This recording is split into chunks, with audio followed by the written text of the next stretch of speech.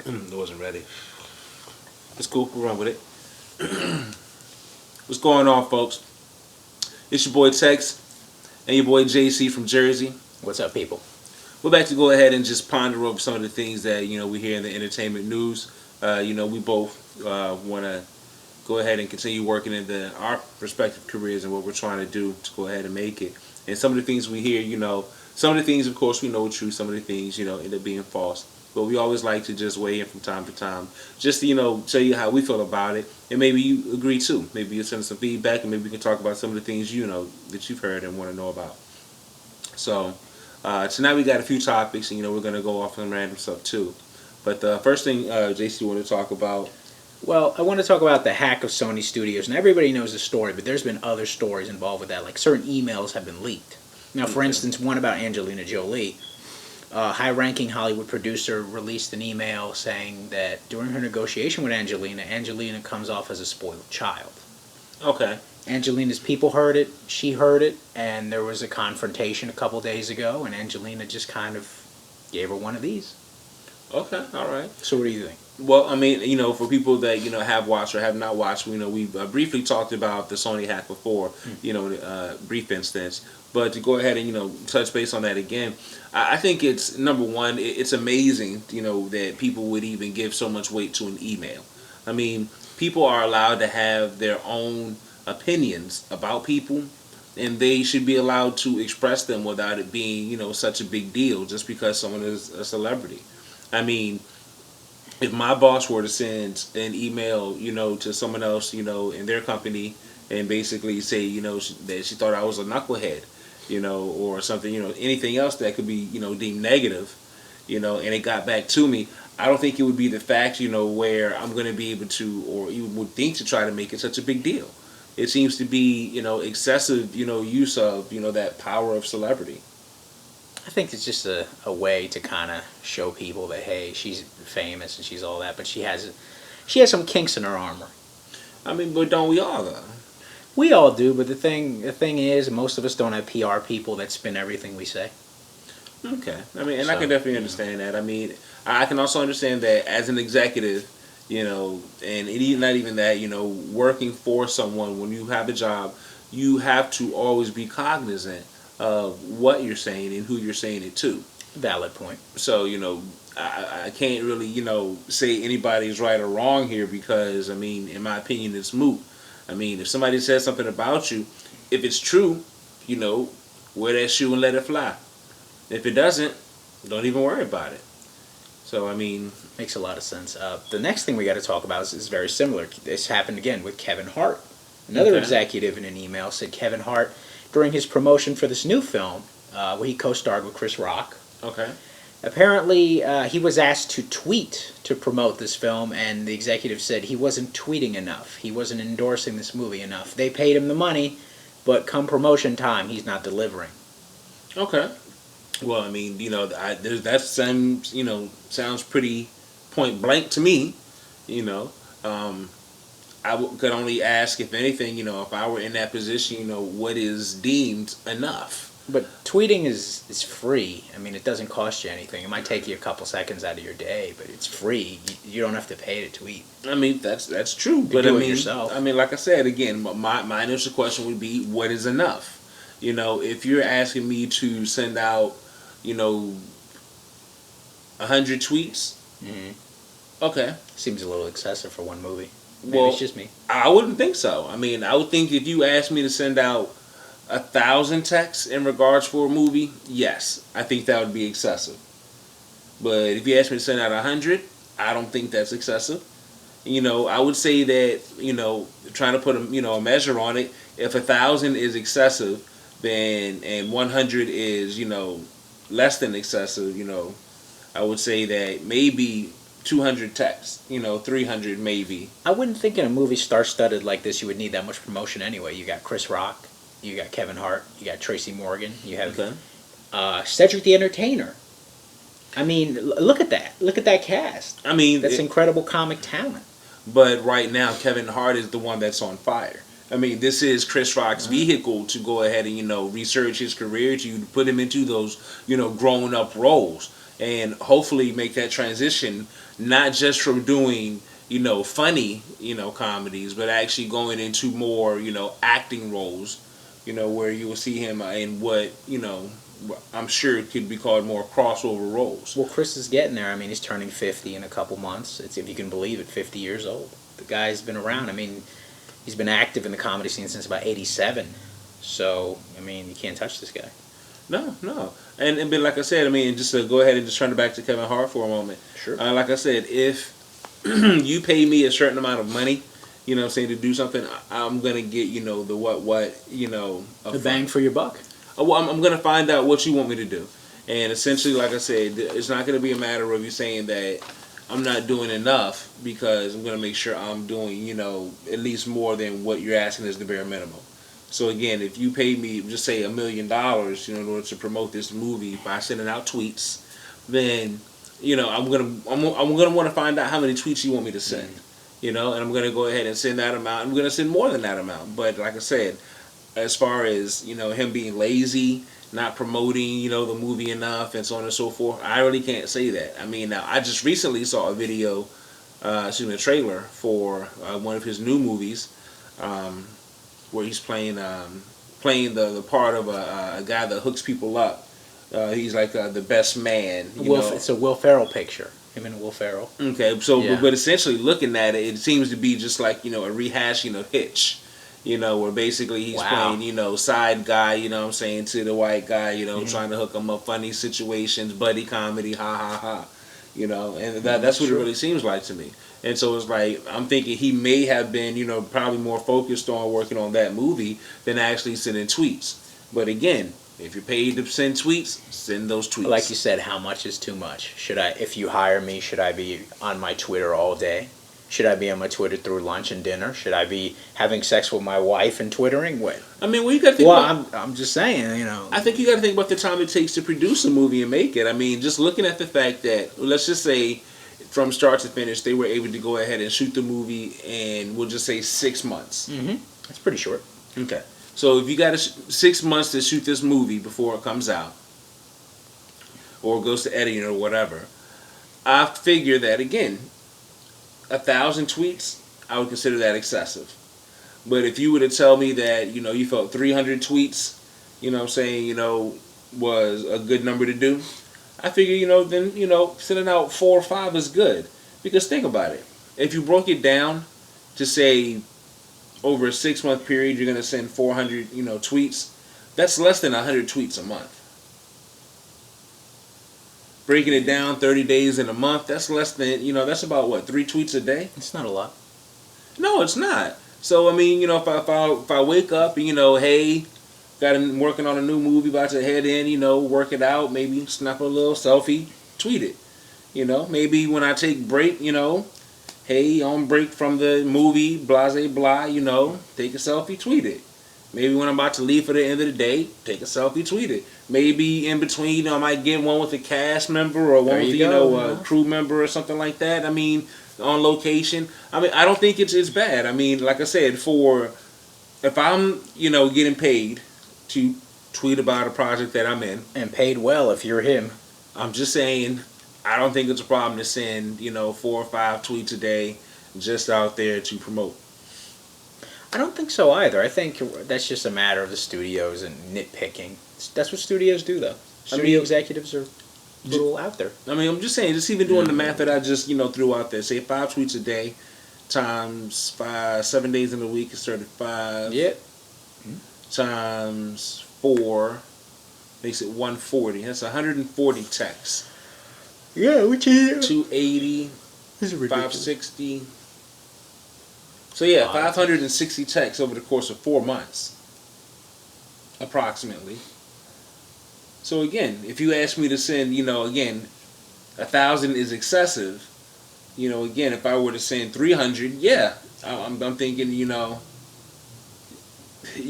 did it, but you're not really doing it. If you were to send 100, yeah, you're not doing it at all. I think if they would have told him, 100 over all your social media, that wouldn't be a lot. Like if you have a Twitter, a Facebook, and Instagram, it's not a lot if you spread it out.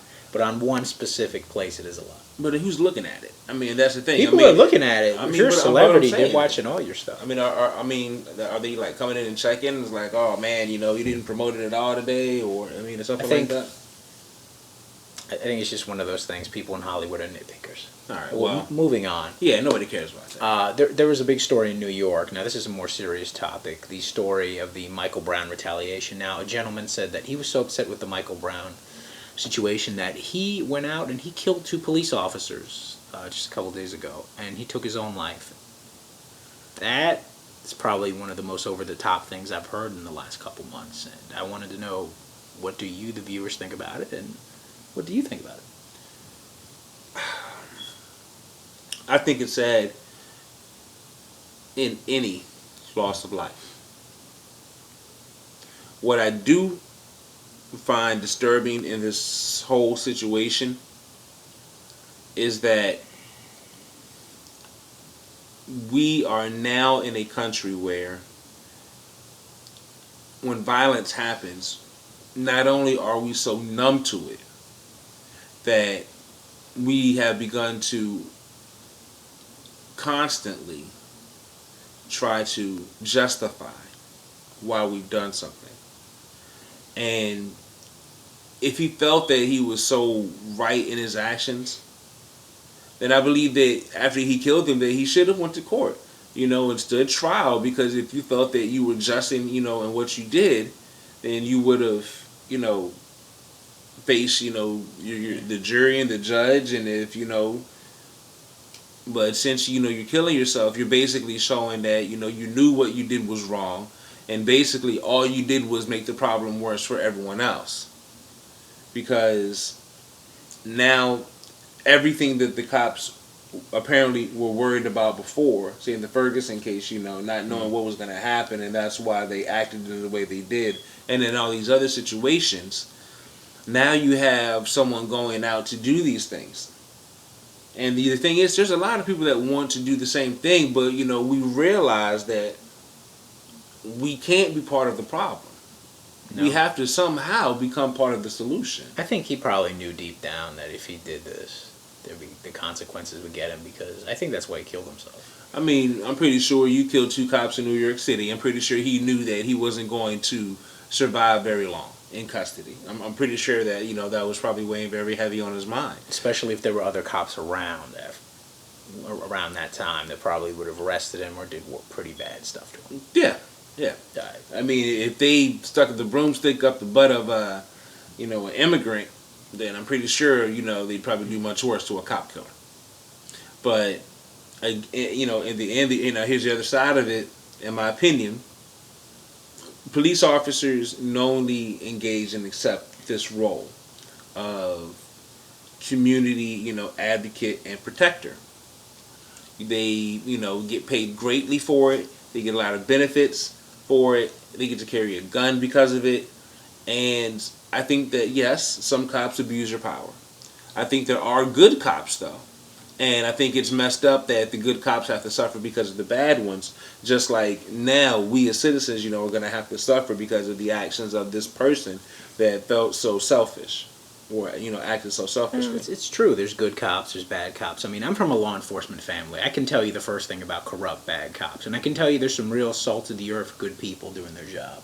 Okay. I think it also leads to the question, is New York too dangerous, too over-the-top, and too racist right now? Now, that I want to ask.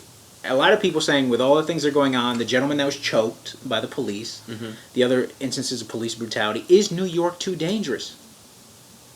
I don't want to say that it's too dangerous, but New York has always had a reputation. That reputation is what has brought so many people to the city. Yeah. And I think for, people to continue to come to the city knowing the reputation it has and expecting something different, and then they start seeing, what's, happening, what's going on, and realize, oh, this isn't TV, this is real life. And the thing is, some of them leave, but then others get, caught up before they get the opportunity to. So it's not the fact that it's more dangerous, in my opinion. It's being filled with stupider people. Yeah, that's true. They need some good PR in New York. Come on, New York, do something positive. You gotta work Give them it some out. PR. You know? I mean, I don't know how many, Positive but think about it. Just recently, you got, the cops, choking the one guy, and then you got this guy shooting cops for, what the reasons he set forth. But it's the matter. It's like, wait a minute. So, if you got all this, police, citizen, back and forth going on, and this is what's going to say in the past 6 months, you got this going on. Yeah. The bad part is there's somebody somewhere right now that's packing a vehicle to move to New York. Well, city of dreams. It's just like Los Angeles. You move there because you want to be in entertainment. You want to get a good job. You want to be a successful lawyer. You want to get into real estate. You want to get into that big market, radio. You want to succeed at a high level. And New York, if you can make it there, like the song says, you can make it anywhere. I mean, and that's what they say. But again, how stupid do you have to be in order to risk so much in order for so little? So again, is it more dangerous? I don't think so. I think, again, it's just got stupider people. Okay, so as a black man, what do you think about what's going on with the police brutality? I personally believe, as a black man, that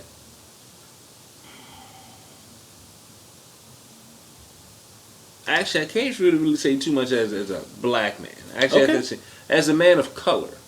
Fair enough. What I can say is it's hard enough, me personally, growing up, hearing things and not understanding them, but then growing up later and realizing what they were. When you experience them, though, and you understand, what's going on, it's hard. Having been the victim, of false police, detention. Yeah. And, being roused and, messed about, I can say that it comes to a point when you realize that if you insert yourself in certain situations, you're going to basically receive certain outcomes. To give you a better example, being born into a middle, or what I call an upper middle class family, it wasn't the matter that, we didn't grow up in the projects or the ghetto. Basically, in order to get to that, I had to travel to it. Yes. And so the thing is that there's no police on my street. It was a nice neighborhood. But if I go to another street, the police are going to be there. Now, if I'm hanging out on that street, and I know that the police are going to be there, I know that there's that, opportunity and chance that there could be that situation that could lead to confrontation. Whether it's intentional or non-intentional. Whether I did something or didn't, I'm putting myself in that situation.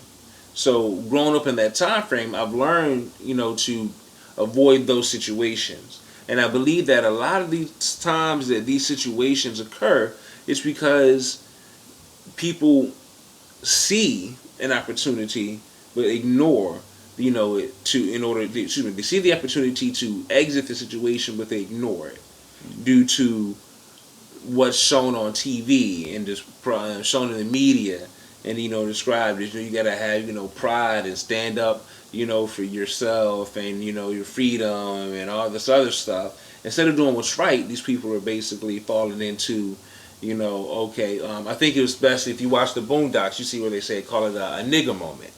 I've heard of it. So that's basically what it is. And I basically learned a long time ago to avoid nigga moments. So it's possible to avoid for the most part police brutality and things of that nature. But when you're doing things that basically put you in the middle of it, it's going to be, when you get put in the middle of, when you choose to put yourself in the middle of a war, it's hard not to get hit with bullets, whether they're aimed at you or not. It's a valid point. Alrighty. we want to thank you again for tuning in. Just to to hear our thoughts on some of these issues and things that are going on. Again, we hope that you will go ahead and reach out to us, send us your feedback. If you got any topics you want us to talk about, maybe something you want, we'll maybe if you're close, we'll bring you on. You can talk on the show with us. But yeah, we want to always reach out. Again, you can contact JC.